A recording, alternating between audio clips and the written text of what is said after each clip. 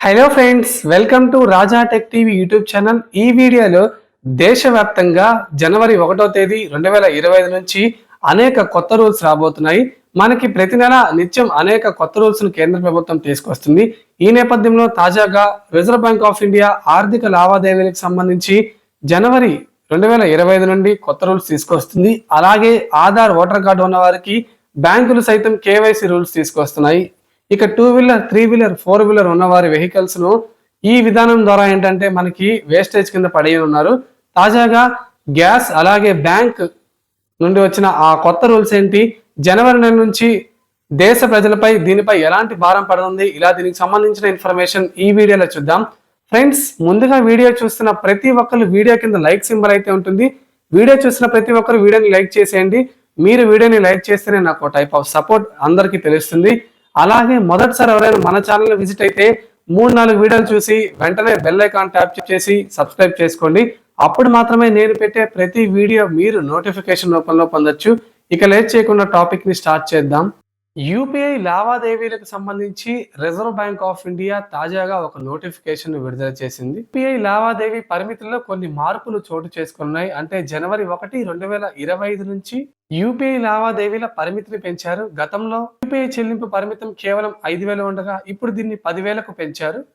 Reserve bank of India కొత్త నిబంధన ప్రకటించినప్పటికీ బ్యాంకులు, సర్వీస్ ప్రొవైడర్లు ఈ సేవలను వినియోగదారులకు అందించడానికి సమయం తీసుకుంది.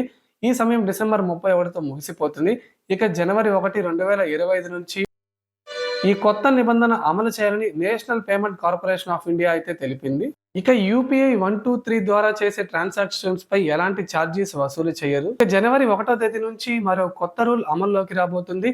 ఆధార్ కార్డ్తో పాన్ కార్డును ఖచ్చితంగా లింక్ చేసుకోవాలి. ఒకవేళ ఆధార్ కార్డ్తో పాన్ కార్డ్ లింక్ చేసుకోకపోతే బ్యాంక్ ట్రాన్సాక్షన్స్ చేయలేరు. ఇక పాన్ కార్డ్తో ఆధార్ కార్డ్ లింక్ చేసుకోకపోతే పాన్ కార్డ్ డిజేబుల్ అయిపోతుంది. సో మీలో ఎవరైనా పాన్ కార్డ్కు ఆధార్ కార్డ్ లింక్ చేసుకోకపోతే వెంటనే ముందు బ్యాంకులకు వెళ్ళి ఈ పని చేసుకోండి. ఇక నిత్యావసరాల్లో ఒకటిగా ఉన్న వాణిజ్య గ్యాస్ సిలిండర్ ధరలు భారీగా పెరిగాయి.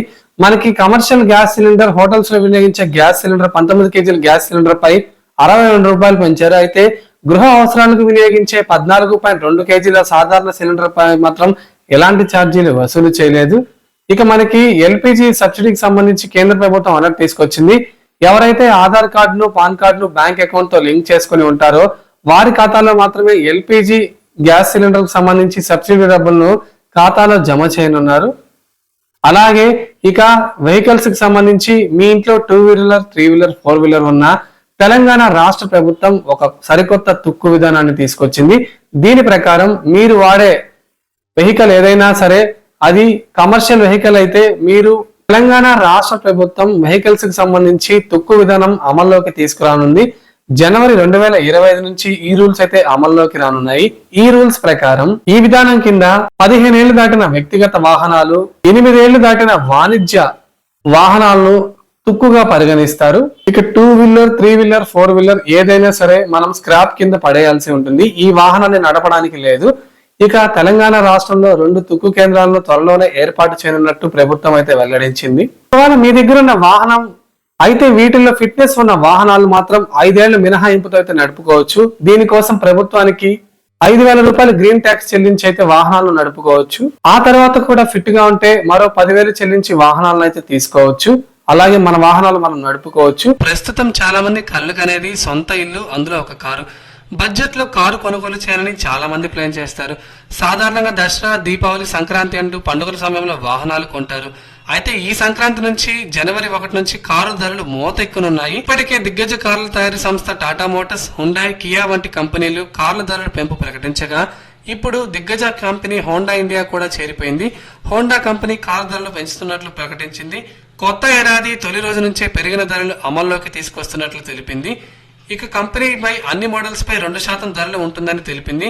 ఉత్పత్తి వ్యయం, లాజిస్టిక్ ఖర్చులు పెరిగినందునే వాహన ధరలు పెంపు తప్పలేదని కార్ల ప్రెసిడెంట్ కంపెనీలు అయితే తెలిపాయి. మరోవైపు జనవరి 1వ తేదీ నుంచి తమ కార్ల ధరలు పెంచుతున్నట్లు ఇప్పటికే దిగ్గజ సంస్థలు ప్రకటించిన విషయం తెలిసిందే. టాటా మోటార్స్ కంపెనీ ధరలు, వాహన ధరలు 3% పెంచుతున్నట్లు తెలిపింది.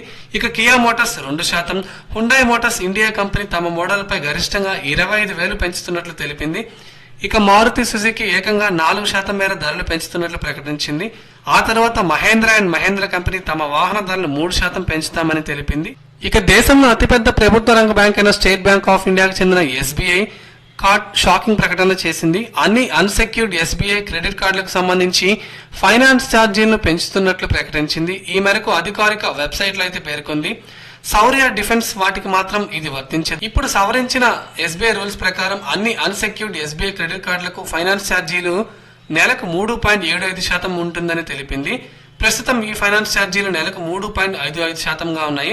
వార్షిక ప్రాతిపదికన చూస్తే ఇది 42% అని గుర్తుంచుకోవాలి. ఇప్పుడు దీన్నే మరో 25 బేసిస్ పాయింట్ల మేర పెంచి నెలకు 3.75% చేర్చింది. సో ఇది ఫ్రెండ్స్, మనకి దేశవ్యాప్తంగా జనవరి 2025 నుండి అమల్లోకి రాబోతున్న కొత్త రూల్స్. తాజాగా కేంద్ర ప్రభుత్వం తీసుకొచ్చిన కొత్త రూల్స్ లో మీపై ఎఫెక్ట్ పడే రూల్ ఏంటో చెప్పండి. అలాగే కేంద్ర ప్రభుత్వం తీసుకొచ్చిన ఈ సరికొత్త రూల్స్ పై మీ వాల్యుబుల్ ఒపీనియన్స్ ని కామెంట్ రూపంలో చెప్పండి. ఈ వీడియోని లైక్ చేసి మన ఛానల్ ని సపోర్ట్ చేయండి.